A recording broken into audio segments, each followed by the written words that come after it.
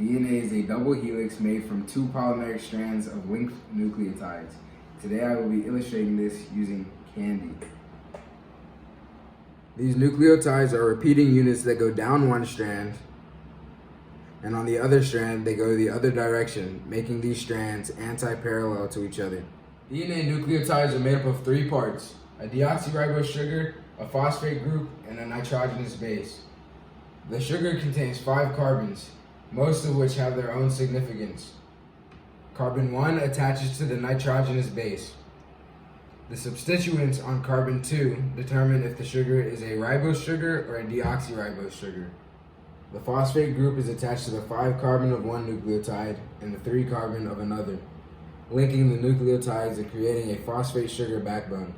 This backbone consists of alternating phosphate and sugar groups, and it is held together by phosphodiester bonds.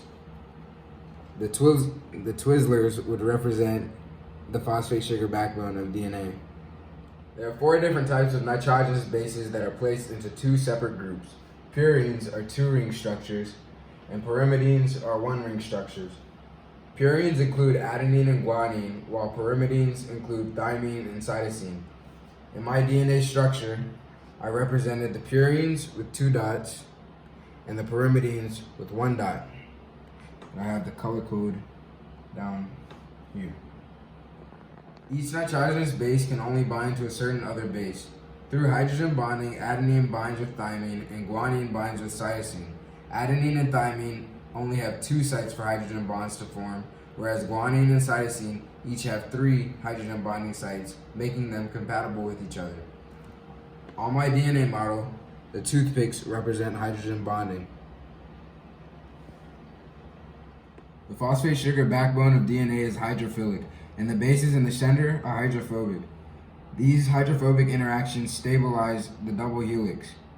The bases are stacked on top of each other in a fashion that maximizes the hydrophobic interactions. When we look at DNA, we can see major grooves indicated by a larger gap between strands and minor grooves indicated by a smaller gap between strands. These grooves are important for how different proteins interact with the nitrogenous bases. The large gap creating the major grooves makes it easier for proteins to interact with the bases. So most proteins have an affinity for the major grooves, but some proteins prefer the minor grooves. To determine the handedness of a DNA helix, all we need to do is look at the DNA molecule from the side, and if the strands are going up and to the right, then it is a right-handed DNA molecule. If they're going up and to the left, then it is a left-handed DNA molecule.